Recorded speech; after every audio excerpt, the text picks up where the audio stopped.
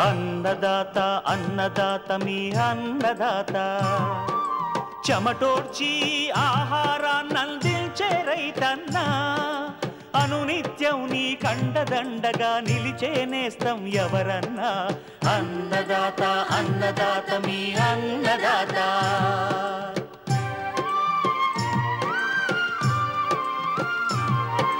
నూతన రీతుల సాగుబడికి నూరింతలు పెరిగే దిగుబడికి సూచనలిచ్చే సస్య రక్షణకు పశు పోషణకి శాస్త్ర విజ్ఞానం అందించి ముందుకు నడిపే తెలుగు రైతు భారతదేశానికి మకుటం అయ్యేలా తీర్చిదిద్దే ఆశయంతో మిమ్ము మేలు కొలిపేది అన్నదాత అన్నదాత అన్నదాత మీ అన్నదాత అన్నదాత అన్నదాత మీ అన్నదాత.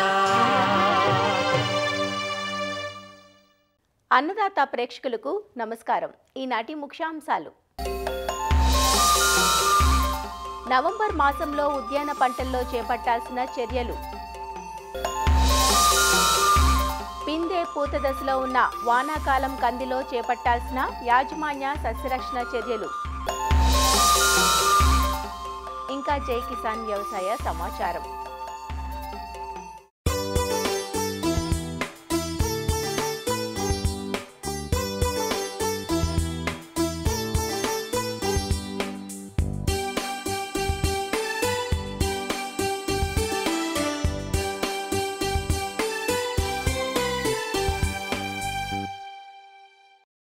ఖరీఫ్ రబీ కాలాల్లో సాగు చేయబడుతున్న దీర్ఘకాలిక అపరాల పంట కంది.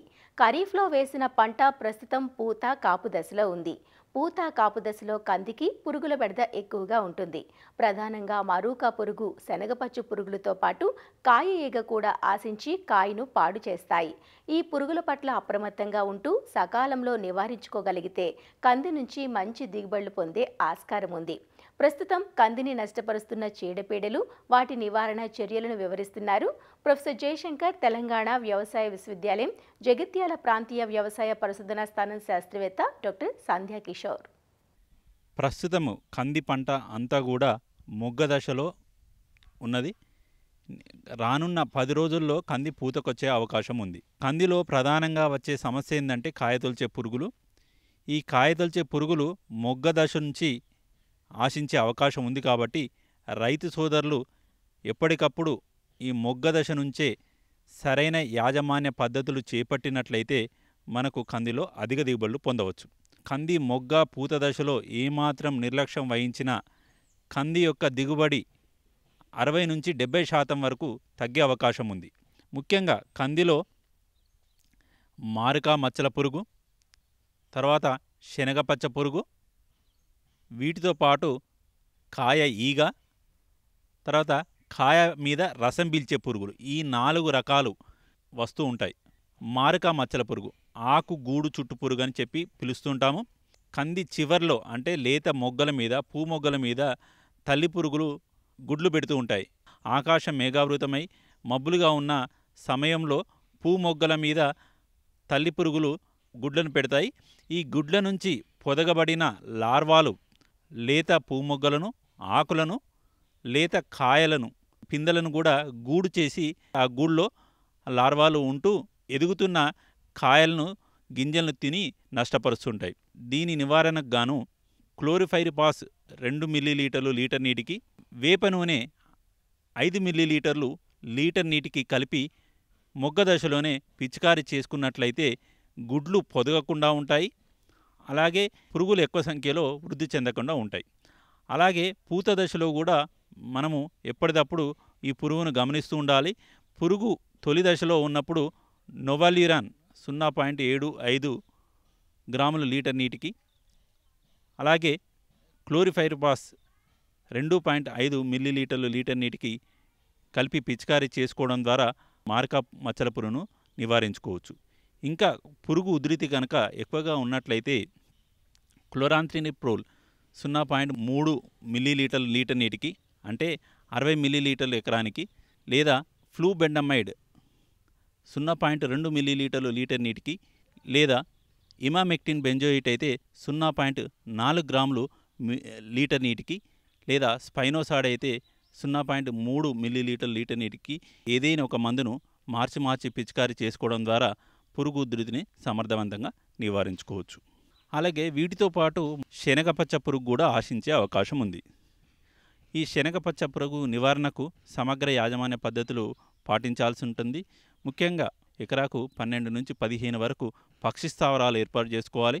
అలాగే ఎకరాకు 10 నుంచి 12 ఫిరమోన్ ట్రాప్స్ పెట్టుకొని పురుగు ఉధృతిని ఎప్పటికప్పుడు గమనించుకోవాలి. పురుగు ఉధృతి ఎక్కువగా ఉన్నట్లయితే క్లోరాంత్రినిప్రోల్ ఎకరాకు 60 మిల్లీలీటర్లు, లేదంటే స్పైనోసాడ్ ఎకరాకు 60 మిల్లీలీటర్లు ఏదైనా ఒక మందును పిచికారీ చేసుకోవడం ద్వారా శనగపచ్చ పురుగును కూడా సమర్థవంతంగా నివారించుకోవచ్చు.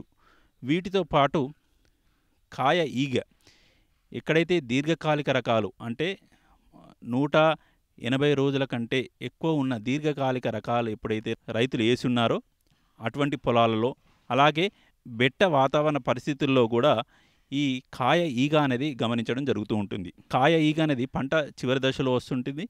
అంటే ఈ కాయ ఈగ సంబంధించిన తల్లి పురుగు లేత పిందెల మీద గుడ్లను పెడుతూ ఉంటాయి. ఈ గుడ్ల నుంచి వచ్చిన పిల్ల పురుగులు ఎదుగుతున్న కాయల మీద ఆశించి లోపల ఎదుగుతున్న గింజను కంప్లీట్గా తినేస్తూ నష్టపరుస్తూ ఉంటాయి. కాబట్టి కాయ ఈగను కూడా ఎప్పటికప్పుడు గమనిస్తూ మనము నివారించుకోవాలి. కాయ ఈగ నివారణకు ఎసిఫేట్ 1.5 గ్రాములు లీటర్ నీటికి, లేదా డైనటోఫ్యూరాన్ అయితే 0.2 మిల్లీలీటర్లు లీటర్ నీటికి కలిపి పిచికారీ చేసుకోవాల్సి ఉంటుంది. ఇక వీటితో పాటు కాయ మీద రసం పీల్చే పురుగులు కూడా వాతావరణ పరిస్థితులను బట్టి వస్తూ ఉన్నాయి. పంట చివరిలో బెట్ట వాతావరణ పరిస్థితులు ఉన్నప్పుడు మనకు కాయ మీద రసం పీల్చే పురుగులు అయిన బగ్స్ అని పిలుస్తాము, కాయ బగ్స్.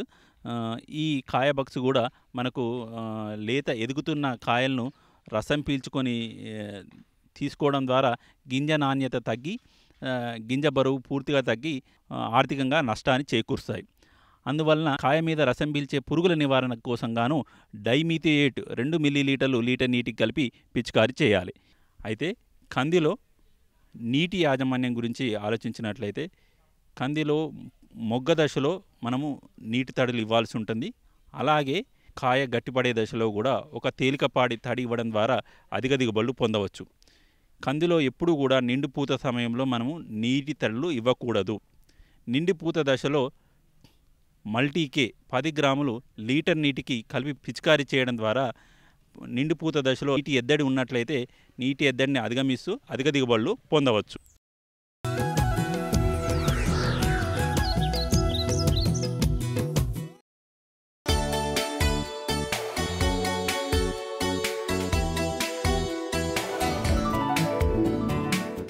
అత్యంత విలువతో కూడుకున్నవి ఉద్యాన పంటలు. పండ్లు, కూరగాయలు, పూలు ఉద్యాన పంటల కిందికి వస్తాయి. పండ్ల మొక్కలు బహువార్షికాలైనప్పటికీ కూరగాయలు, పూలు ఏకవార్షికాలు. ఈ పంటల్లో నిత్యం యాజమాన్య సస్యరక్షణ చర్యలను శ్రద్ధగా చేపట్టినప్పుడే ఆశించిన ఫలితాలను పొందగలం. ఉద్యాన పంటల్లో ప్రతి మాసం చేపట్టాల్సిన చర్యల గురించి నెల మొదట్లో ఈ మాసం ఉద్యాన పంటల్లో చర్యలు అనే శీర్షిక పేరిట అన్నదాతలో ప్రసారం చేస్తున్నాం. ఇరు తెలుగు రాష్ట్రాల్లోని అన్ని ఉద్యాన పంటలకు ఈ యాజమాన్య చర్యలు వర్తిస్తాయి.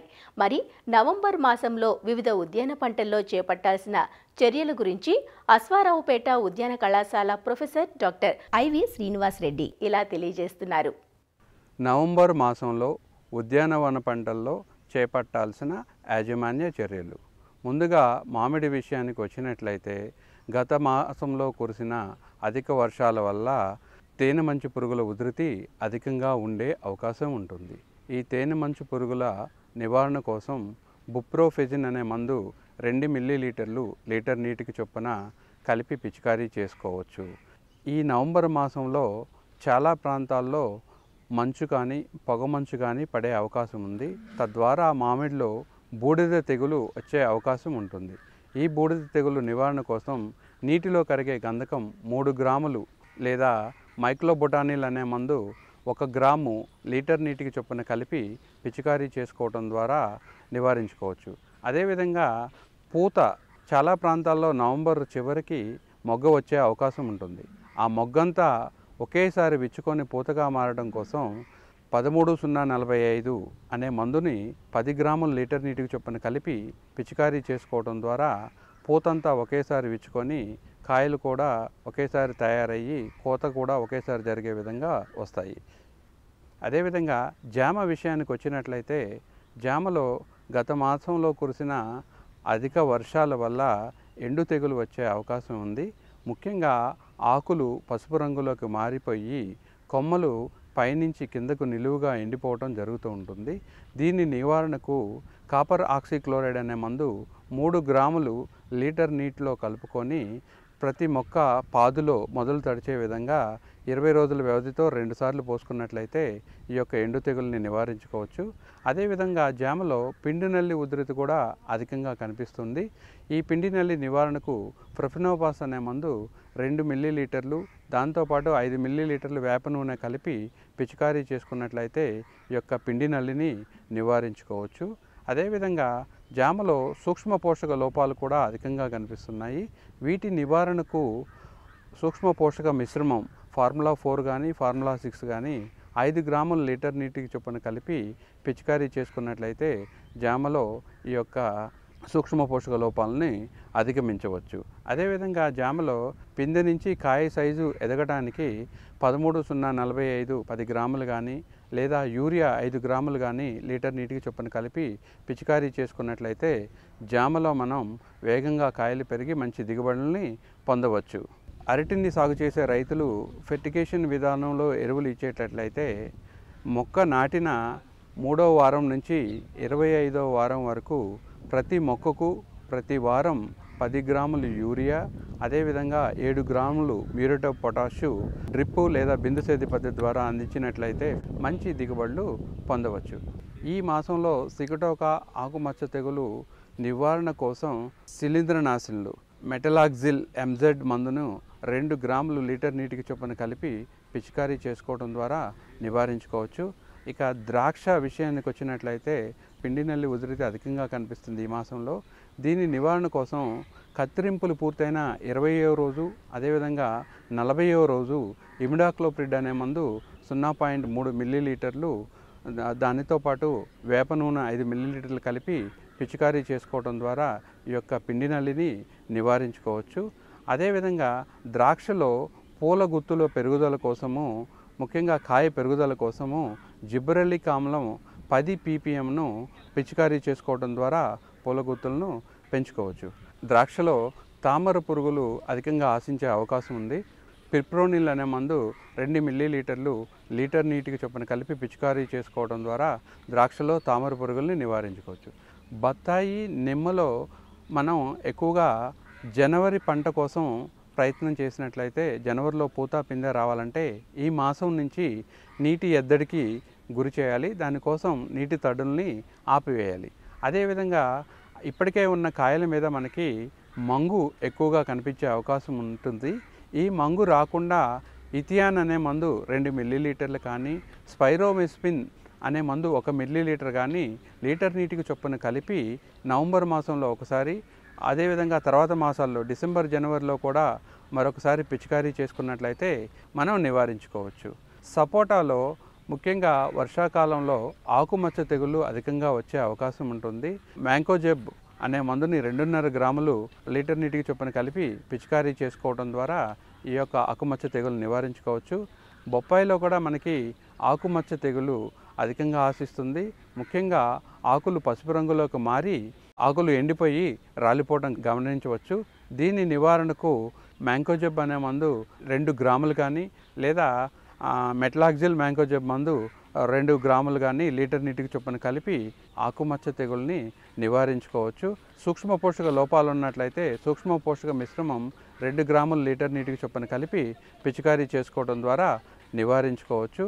అదేవిధంగా అక్కడక్కడ ఉసిరి తోటల్లో కాయలు తయారవుతుంటాయి. ఈ కాయలు కోసిన వెంటనే కొమ్మలను సగానికి కత్తిరించుకోవడం ద్వారా రాబోయే కాలంలో ఎక్కువ దిగుబడిని సాధించవచ్చు. ఇక కూరగాయల విషయానికి వచ్చినట్లయితే టమాటాలో అధిక దిగుబడి కోసం మనం ప్రయత్నం చేస్తుంటాం. ముఖ్యంగా టమాటాలో ఈ యొక్క తామర పురుగులు అదేవిధంగా ఇతర రసం పీల్చే పురుగులు అధికంగా ఆశిస్తుంటాయి. వీటి నివారణకు పిప్రోనిల్ అనే మందు 2 మిల్లీలీటర్లు లీటర్ నీటికి చొప్పున కానీ, లేదా లాంబ్డా సైలోరిథ్రిన్ అనే మందు 1 మిల్లీలీటర్ లీటర్ నీటికి చొప్పున కానీ కలిపి పిచికారీ చేసుకోవడం ద్వారా ఈ యొక్క పురుగుల్ని నివారించుకోవచ్చు.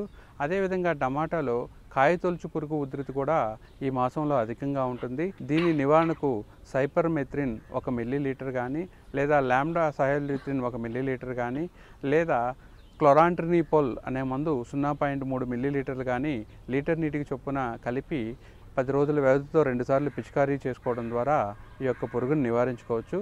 వంగ విషయానికి వచ్చినట్లయితే మొవ్వు మరియు కాయతొలుచు పురుగు ఉధృతి ఈ మాసంలో అధికంగా ఉంటుంది. దీని నివారణకు క్లోరాంట్రినిపోల్ అనే మందు 0.3 మిల్లీలీటర్లు లీటర్ నీటికి చొప్పున కలిపి పిచికారీ చేసుకోవడం ద్వారా ఈ పురుగుని నివారించుకోవచ్చు. అదేవిధంగా వంగలో రసం పీల్చే పురుగులు కూడా వస్తూ ఉంటాయి. ఈ పురుగులు కాయల మీద చేరి రసం పీల్చడం వల్ల కాయలు వడలిపోయి రాలిపోవడం జరుగుతూ ఉంటుంది. వీటి నివారణకు మనకి మార్కెట్లో లభ్యమయ్యే లాంబ్డా సైలోరిథ్రిన్ అనే మందు 0.3 మిల్లీలీటర్లు లీటర్ నీటికి చొప్పున కలిపి పిచికారీ చేసుకోవచ్చు. బెండలో కూడా ఎక్కువగా ఈ యొక్క కాయతొలుచు పురుగు అనేది అధికంగా వస్తూ ఉంటుంది. ఇమామెక్టిన్ బెంజోయిట్ అనే మందును 0.5 గ్రాములు లీటర్ నీటికి చొప్పున కలిపి పిచికారీ చేసుకోవచ్చు. ఈ యొక్క రసం పీల్చే పురుగుల ఉధృతి అధికంగా ఉండి ఎల్లో వెయిన్ మొజాయిక్ వైరస్ కూడా అధికంగా వ్యాపించే అవకాశం ఉంటుంది.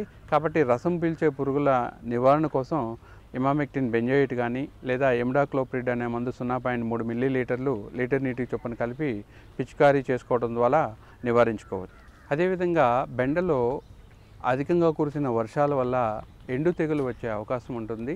దీని నివారణకు కాపర్ ఆక్సిక్లోరైడ్ అనే మందు 3 గ్రాములు లీటర్ నీటికి చొప్పున కలిపి మొక్క మొదళ్ళ వద్ద పోసుకున్నట్లయితే ఈ యొక్క ఎండు తెగుల్ని నివారించుకోవచ్చు. తీగజాతి కూరగాయల్లో ముఖ్యంగా బీర, కాకర, సొర లాంటి కూరగాయల్లో మనకి రసం పీల్చే పురుగుల ఉధృతి ఎక్కువగా ఉంటుంది. వీటి నివారణకు ఇమిడాక్లోప్రిడ్ అనే మందు 0.3 మిల్లీలీటర్లు లీటర్ నీటికి చొప్పున కలిపి పిచికారీ చేసుకోవచ్చు. ఈ మాసాంతంలో అంటే నవంబర్ చివరిలో ఈ యొక్క పుచ్చ కానీ కర్బూజా తోటలను కానీ నాటుకోవచ్చు. దీనికోసం 2 మీటర్ల దూరంలో ఎత్తైన మడులు చేసుకొని వాటికి డ్రిప్పు మల్చింగ్ ఏర్పాటు చేసుకొని ప్రతి 20 సెంటీమీటర్ల నుంచి 40 సెంటీమీటర్ల దూరంలో గింజలు నాటుకున్నట్లయితే సరిపోతుంది. రబీ ఉల్లి నాటుకోవడానికి ఈ మాసంలో నారు పోసుకుంటే మంచి దిగుబడులు రావచ్చు. దీనికోసం 1 మీటర్ వెడల్పు, 3 మీటర్లు పొడవు, 15 సెంటీమీటర్లు ఎత్తైన నారుమడులు చేసుకొని 5 సెంటీమీటర్ల దూరంలో వరుసలో విత్తనాలు నాటుకున్నట్లయితే మంచి నాణ్యమైన నారుని పొందవచ్చు. మిరప విషయానికి వచ్చినట్లయితే ఇటీవల కురిసిన అధిక వర్షాల వల్ల పై ముడత, కింది ముడత తెగుళ్ళు వచ్చే అవకాశం ఉంటుంది.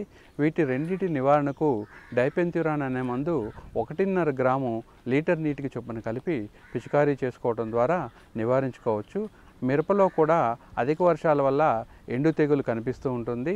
దీని నివారణకు కూడా మనకి కాపర్ ఆక్సిక్లోరైడ్ అనే మందు 3 గ్రాముల లీటర్ నీటికి చొప్పున కలిపి ఈ యొక్క మొదళ్ళ దగ్గర పోసుకున్నట్లయితే నివారించుకోవచ్చు. అధికంగా కురిసిన వర్షాల వల్ల మిరపలో ఎదుగుదల బాగా తక్కువగా ఉంటుంది, చిన్న మొక్కల్లా కనిపిస్తుంటాయి. దీని నివారణకు మార్కెట్లో లభ్యమయ్యే 28-28-0 అనే మందుని 10 గ్రాములు, లేదా 13-0-45 అనే మందును 10 గ్రాములు లీటర్ నీటికి చొప్పున కలిపి పిచికారీ చేసుకోవాలి. అదేవిధంగా నవంబర్ మాసంలో చలి పెరుగుతుంది కాబట్టి సూక్ష్మ పోషకాలైనటువంటి జింకు, బోరాన్ లోపం కలుగుతుంది. దీని నివారణకు ఫార్ములా 4 కానీ ఫార్ములా 6 కానీ 5 గ్రాముల లీటర్ నీటికి చొప్పున కలిపి పిచికారీ చేసుకోవడం ద్వారా ఈ యొక్క మిరపలో మంచి దిగుబడులు పొందవచ్చు.